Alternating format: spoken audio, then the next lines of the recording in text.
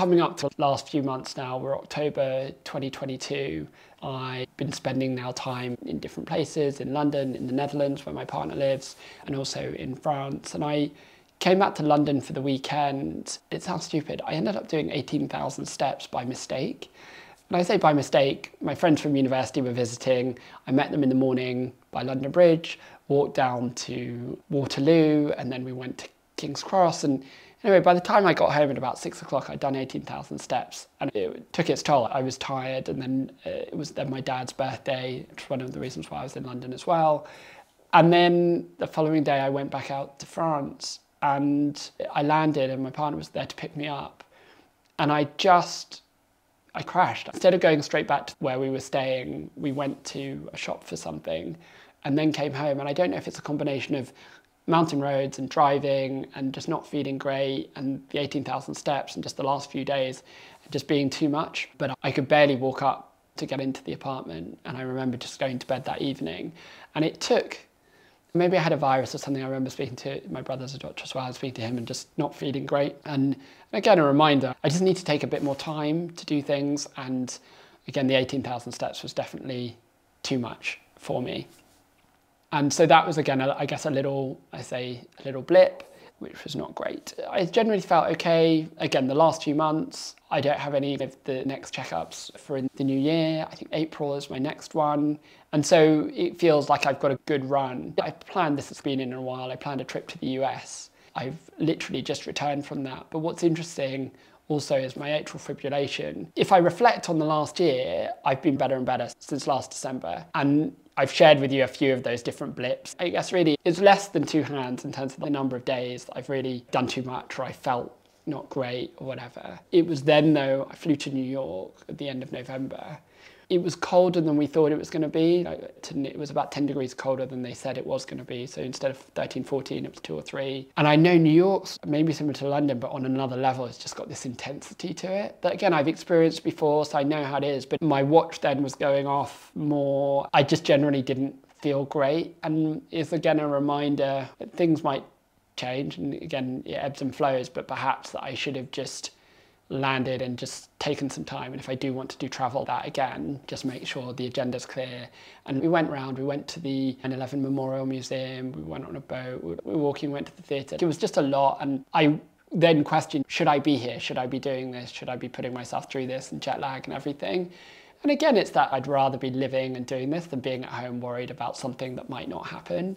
And then we went down as well to Miami, which was really nice and warm.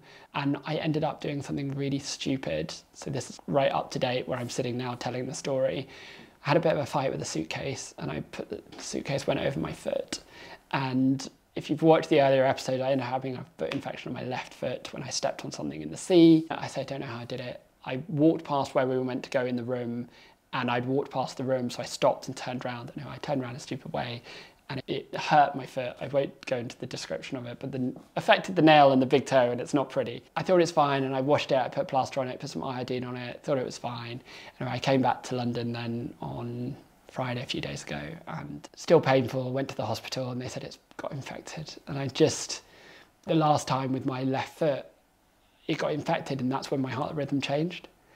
And it's just so frustrating because I remember after last time doing something, and then again, why am I sharing this in the video today is just, if the smaller things happen, take the time, look after yourself, go and get it dealt with. I thought it was the last day on the holiday, we were flying tomorrow, I don't want to go to the doctor, I don't want to make a big deal about it. I should have just gone and seen someone immediately about it. It's such a small thing. I'm beating myself up and I'm frustrated at myself about it, because had it happened and dealt with it, I think, more effectively in the moment.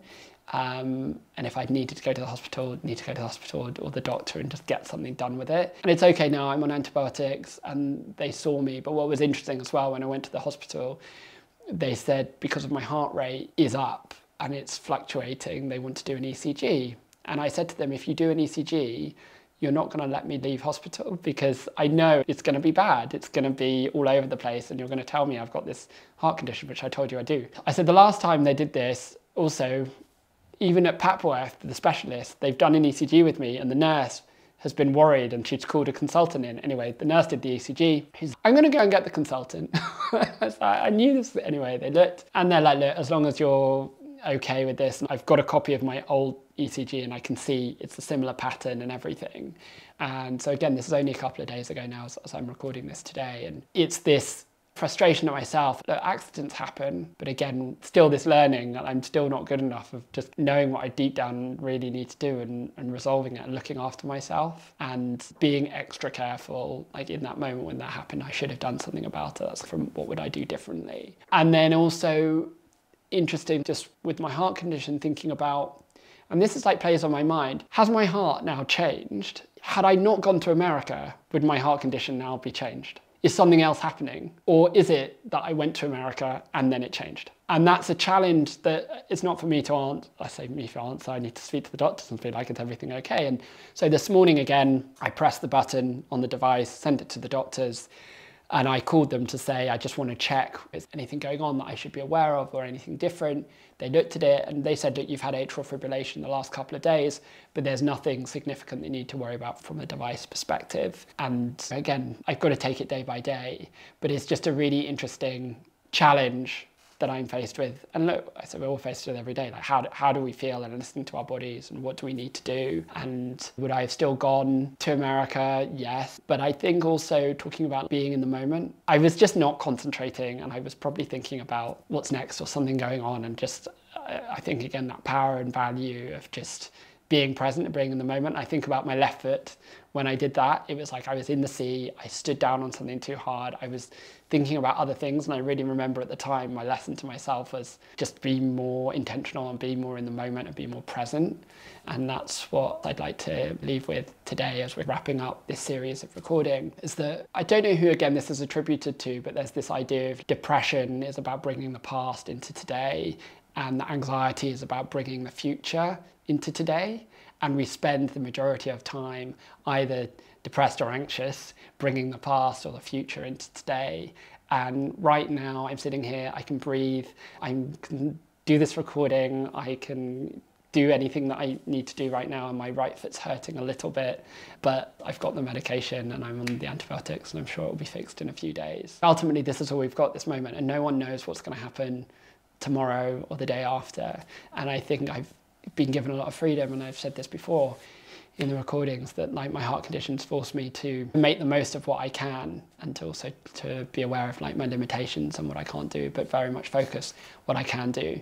And as long as I can do those things that I want to be doing day to day, then for now I'm not going to have the transplant. And you're here next when I've got my next updates. But thanks again for tuning in, and feel free to comment or to be in touch if you've got any questions.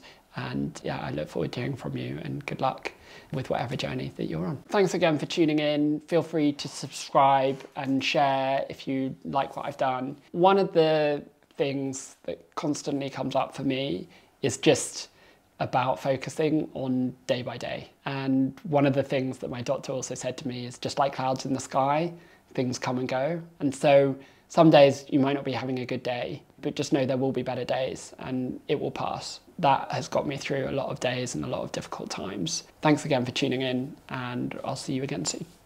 Thanks for watching. Feel free to check out the British Heart Foundation, Cardiomyopathy UK and Save 9 Lives for more information.